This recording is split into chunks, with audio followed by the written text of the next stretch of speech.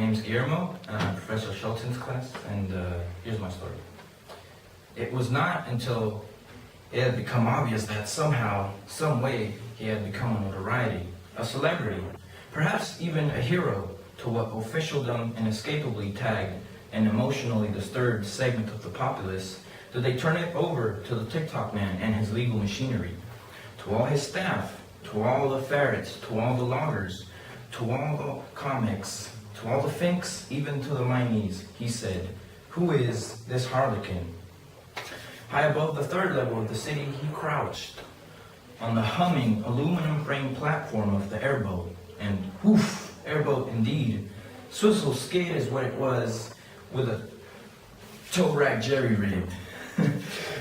And he stared down at the neat Mondrian arrangement of the buildings. An elfish grin spread across his tanned features. He shrugged within his motley, as though girding himself for what came next. Then he threw the joystick forward and bent into the wind as the airboat dropped. Then he swirled away on a vagrant breeze and was gone hi-ho.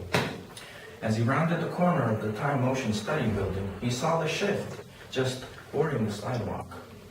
Once more in anticipation, the elfin grin spread, and there was a tooth missing back there on the left side.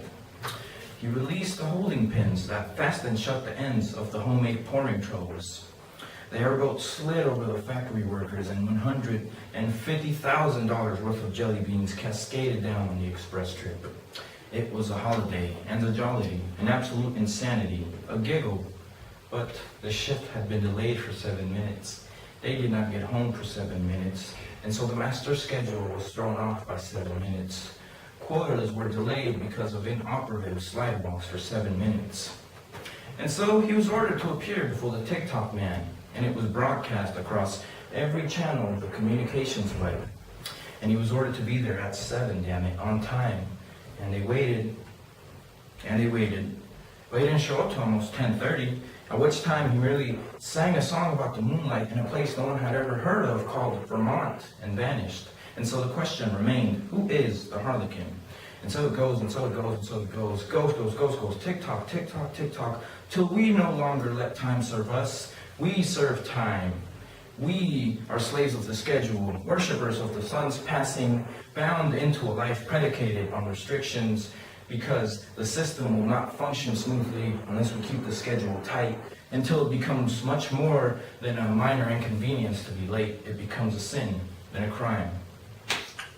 Now that's really disgusting, said the harlequin when Pretty Alice showed him the wanted poster. Disgusting and highly improbable. After all, this isn't the days of the desperados. A wanted poster? The shopping level of the city was thronged with the thirsty colors of the buyers. When the harlequin appeared, his bullhorn to his elfishly laughing lips, everyone pointed and stared, and he berated them. Why let them order you about? Why let them tell you to hurry and scurry like ants or maggots? Don't be slaves of time. Take your time. It's a hell of a way to die, slowly, by degrees, down with the TikTok man.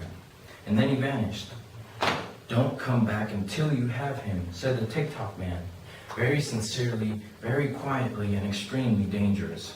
They used dogs, they used probes, they used cops, they used search and seizure, they used treachery, they used techniques of criminology, and finally, they caught him. After all, his name was Everett Seymour, and he wasn't much to begin with, except a man with no sense of time. That's it. Done.